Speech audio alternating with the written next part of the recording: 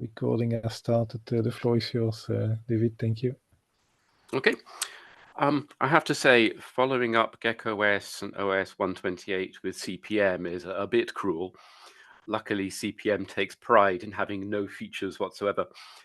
Yes, my name is David Given. I have a small YouTube channel and a website, and I have ported the venerable operating system CPM to the 6502. CPM, if you don't know, is a very, very old disk-based operating system by Digital Research dating back to the early 70s. It targets the 8080 and later, of course, the Z80, but did get ported to a number of other systems, including the 8086 and 68000, although it never really took off there at all. It is so old that some of the I/O calls in it refer to teletypes and punch tape readers. In terms of what it is good at, it has almost no requirements. It will run on nearly anything provided it's got more than about 16K of RAM and, of course, is a 8080. It is so minimal, it doesn't even use interrupts. I mentioned earlier it has no features. It has, I think, 3. The first is the file system, which is extremely good. It is a robust, fast file system supporting things like holes, arbitrary fragmentation, true random access, etc., etc. CPM programs can have an arbitrary number of files open at once. It has a very simple shell allowing you to load programs, and it has a batch system that allows you to run scripts from text files. The total kernel size, or in CPM terminology, the BDOS, is 3.5K of portable code. When you buy CPM from Digital Research, you actually get a relocatable file containing the kernel. Another 2K is for the shell called the CCP. You get that as well. And the only thing you need to make them go is a BIOS that provides the low-level system calls to actually interface to the hardware. So CPM65, the thing I've done, is a rewrite from scratch in 6502 machine code. And I need to point out this will not let you run 8080 programs. I have had a number of odd comments. It is very deliberately a almost direct conversion from the original. I use the original source code, which is now open source, as a reference for doing the port. By the way, if you're interested, the whole process was recorded in great length and is on my YouTube channel if for some reason you're having trouble getting to sleep. I did make some changes for places that the different hardware requirements required it. And also because life is too short, it is all cross-compiled from a PC. This allows me to integrate in with the LLVM MOS C compiler for writing programs for CPM65 in C. This is useful for tooling. And I believe I have a good coverage on platforms it runs on. That is, reading the list off the screen, the Commodore PET. This is the 4032, 40 something else. No, sorry, the 4032, the 8032, and the 8096 with the extra memory. The VIC-20, although a fully expanded VIC-20, the C64, Commander X16, Apple II, Auric Atmos, BBC Micro, and the Atari 800, which was mostly donated by somebody else, very kindly. This is the main question that comes up. And apart from the obvious answer, which is, why not? I actually had, as one of my other projects, a compiler for a programming language called Cowgol. This is designed to be a self-hosting compiler for 8-bit systems. So it doesn't cross-compile. Well, you can cross-compile, but you can compile programs on the 8-bit systems themselves. and this works on the 8080, Z80, 6002, and a bunch of other systems. I wanted to be able to run the compiler on the Commodore 64. Unfortunately, the compiler is big enough that there's actually several programs that get run one after the other. And the C64 doesn't really have any functionality for doing that, as the user interface shell is basic. And of course, once you've loaded a machine code program, loading another one is tricky. I did write a very simple shell for doing this, but then I've realized that the C64 has this unique relationship to random access with files. I did look into using .rel files, but it turns out that hardly any emulators actually support them. So I needed a method to load programs and a proper file system, and one thing led to another, and I ended up doing this. I still haven't got round to actually porting CalGold to it. So there are a few issues.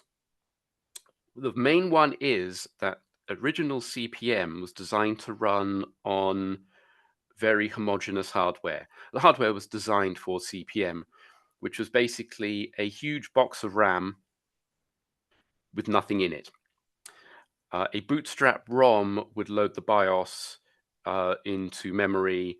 That would load the BDOS and CCP, and then the bootstrap ROM would page itself out, and you just ended up with memory. Programs would load at a fixed address, which meant that loading programs was very easy because it's just a memory image. You load it from disk and plonk it down in RAM, and you're ready to go. There was a zero page, so it was used for something different than the 6502. Unfortunately, 6502-based systems are somewhat disparate because they weren't designed for this. And the user RAM is all over the place. I have memory maps for the PET VIC-20 and C64 here with the BBC B to tell you just how much worse it could be. These are not to scale, by the way. So a 32K PET has one big chunk of RAM. A fully expanded VIC-20 has 3 chunks of RAM. A C64, I'll talk about the C64 port and a little bit more in a bit. This has got BASIC mapped out, but the kernel is still present. This has 1 chunk of memory.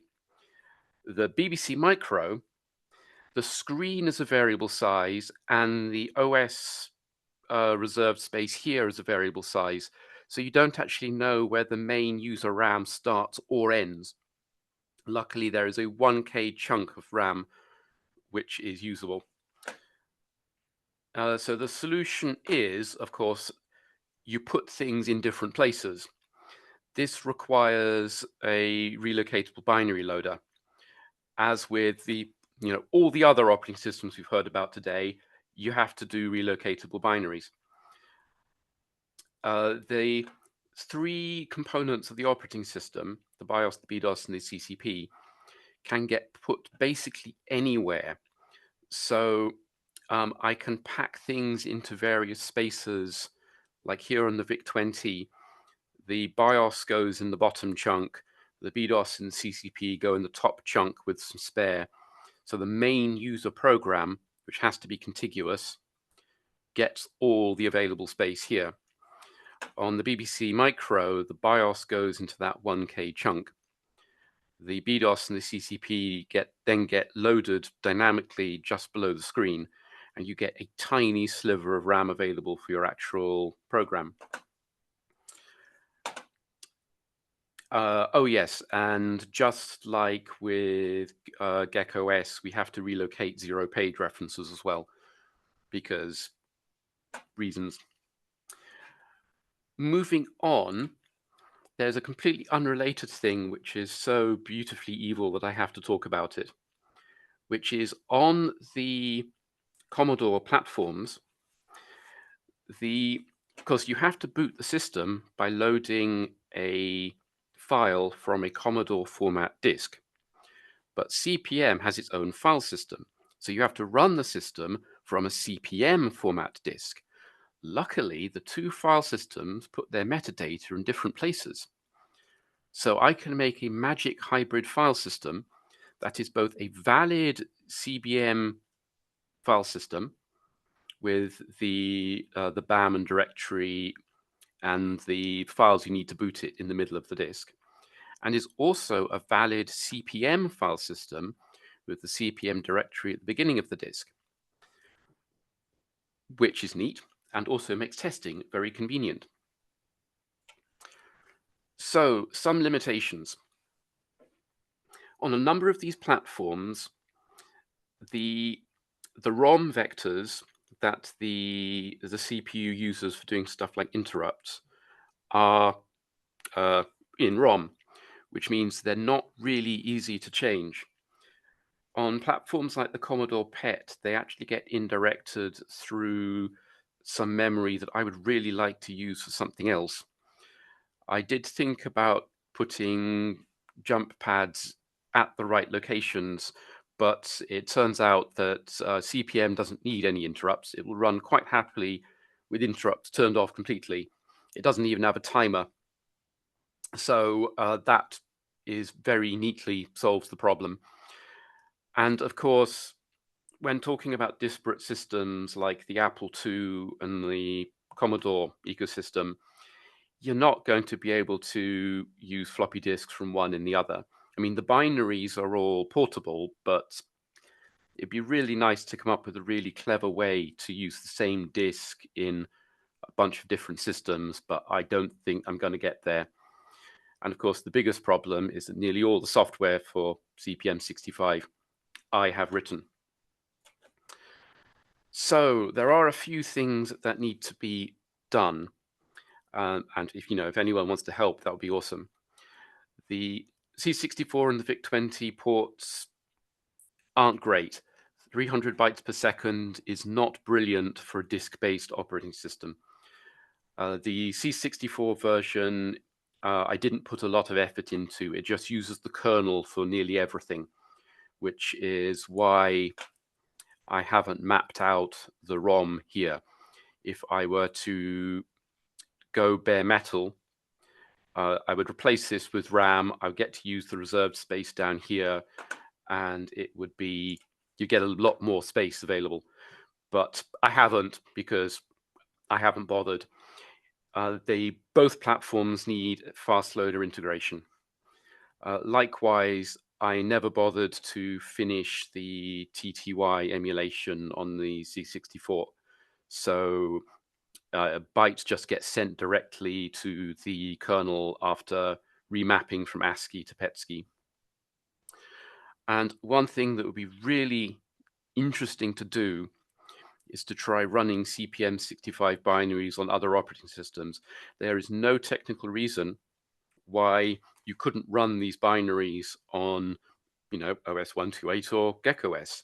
You would need a small system call translator for doing the file system things, reading and writing characters, but that should be fairly straightforward as CPM65 binaries are relocatable. You just have a binary loader that loads as a program and then loads and runs a CPM65 binary. It is, of course, all open source. It is a combination of BSD and GPL licensed because it borrows a lot of bits from other projects. Getting it onto a Commodore 64 disk may be tricky, so just let me quickly plug Flux Engine, which is another project of mine, which is a hardware solution for allowing you to write, for example, Commodore disks using a normal PC drive. I have used this to generate a CPM65 disk and tried it on a real C64, and it worked. That was awesome. So let me quickly move on to the demo. Can people see 4 emulators? I can see that. Excellent. I've got here 4 emulators. C64, VIC-20. This is a PET 4032, I think. And down here is, of course, the BBC Micro for comparison purposes. I do have an 1896 port, but it runs in 80 column mode, and I thought it would be, I thought the 40 column version would be more readable. So I will just start those booting because it takes ages.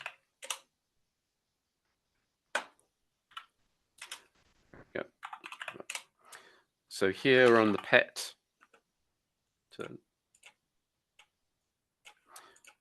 if I look at the directory, so the CBM file system has got one file on it, and you notice there are no blocks free. All blocks on the file system are marked as in use. That boots, and that boots. So the PET has started up reasonably quickly. Oh, these have both caught up, which is nice. So the free command tells you how much memory you have free. There are 2 memory pools supported for system things and user memory. So this is telling me that the main user memory has got these bytes of 0 page available and these pages of user memory available. So that's from 1A00 to 8000. On the C64, you get more, 1F to D1000.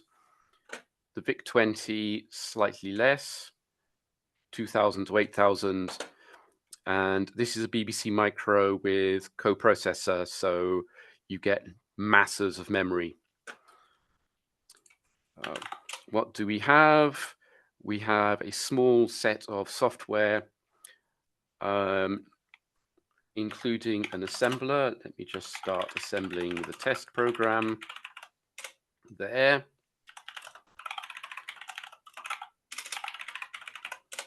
And there. And there. We have QE, which is a VI-like text editor that I wrote. And it will load. There we go. Allowing you to edit the file. Apparently I didn't implement this change word functionality.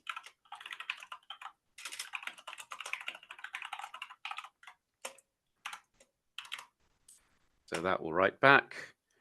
And you'll notice that the BBC Micro has finished assembling it, while the C64 has only just finished loading the assembler. We can assemble the file ourselves on the PET, which should be relatively quick.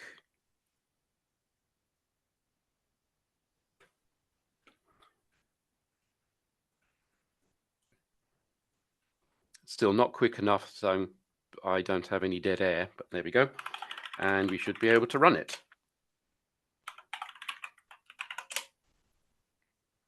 You notice the VIC-20 is showing 40 slightly crude characters wide. It is using one of the standard VIC-20 tricks for doing 40 column with 4 pixel wide fonts in pseudographics mode. And oh yeah, there we go.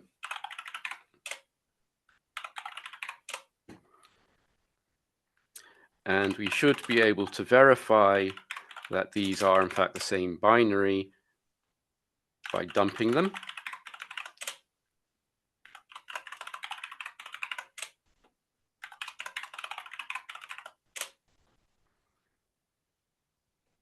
And once those finally load,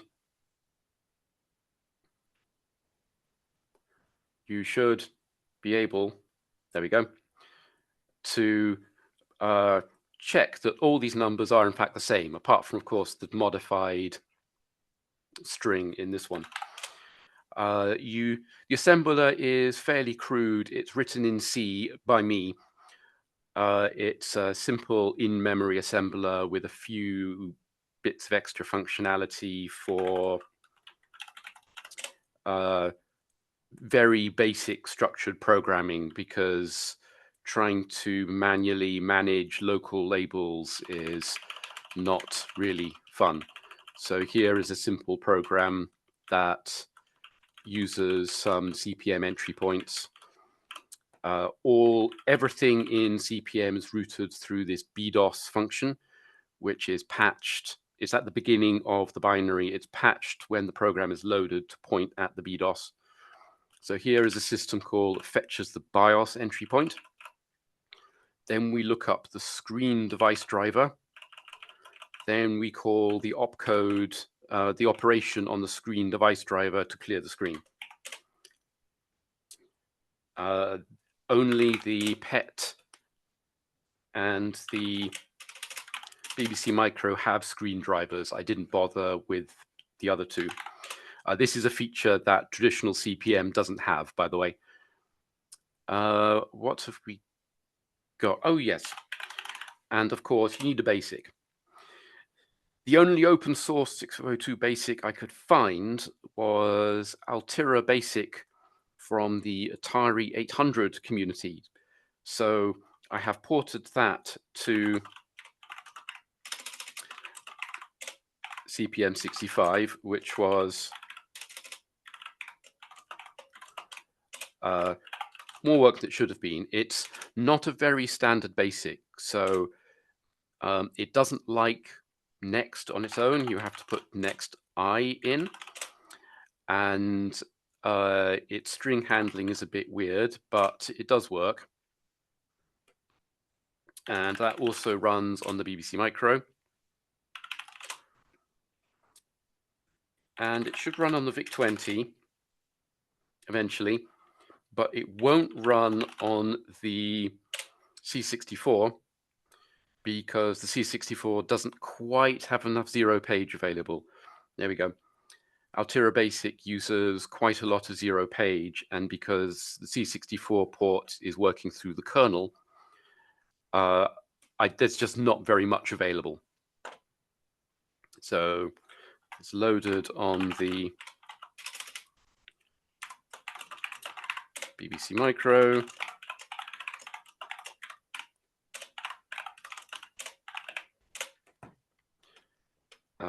The BBC Micro here is running on a 3 megahertz 6002, so it's dramatically faster than the other platforms. Here we have it on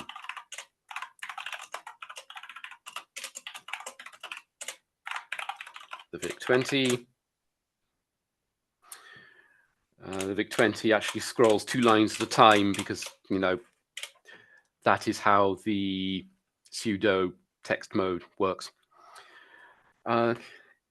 And in fact, the C64 version and the VIC-20 version, because they're both working through a 1541 drive, these disks are interoperable.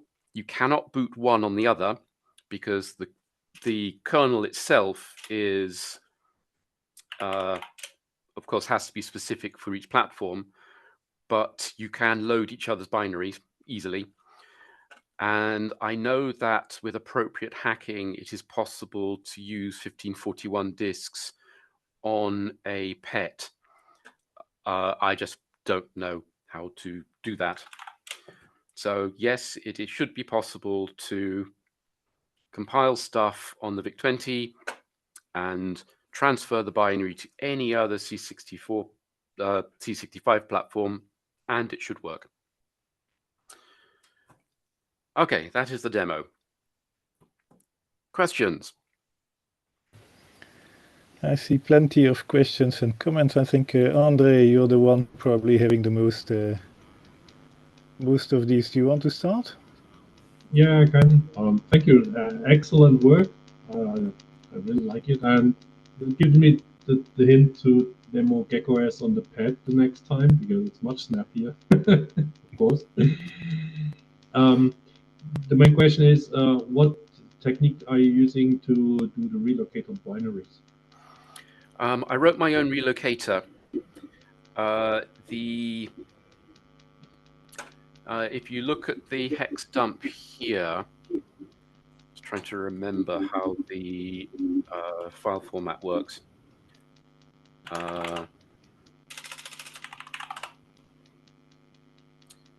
Yeah, I noticed it's not an O65 file. No, it's not. Two main reasons for that. The first of which is I didn't know O65 existed until after I had done it. But also I wanted the... Okay, that didn't contain the information I wanted. But also I wanted the relocator to be as small as humanly possible. So it is currently 99 bytes. It has to live in the BIOS because the BIOS uses it to load the CCP and the BDOS. In fact, the way it works is there is a small header of 7 bytes. That A9 here is the start of the executable program. That 4C00 is the jump to the BDOS that gets patched in. And these 4 bytes contain the amount of 0 page required, the amount of TPA required, and the offset into the file of the relocation table. So that's byte 21 hex, which is here. So this is the relocation data for this very small program. Okay, nice.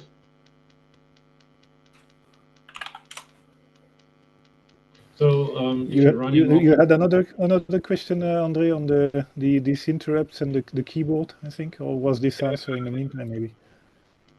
So but now maybe you can explain it. I think I got it now. If you don't have interrupts, and you scan the keyboard, and probably the shell just if the program calls the get me a character.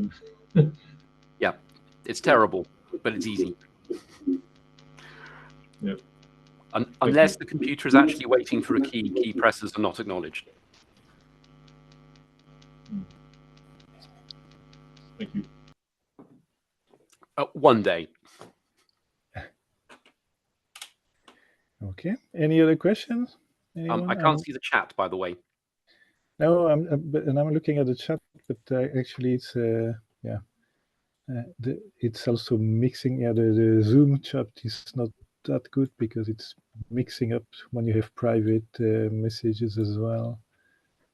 So that's why I'm asking if anybody has any questions still open, please just unmute yourself and ask the question directly.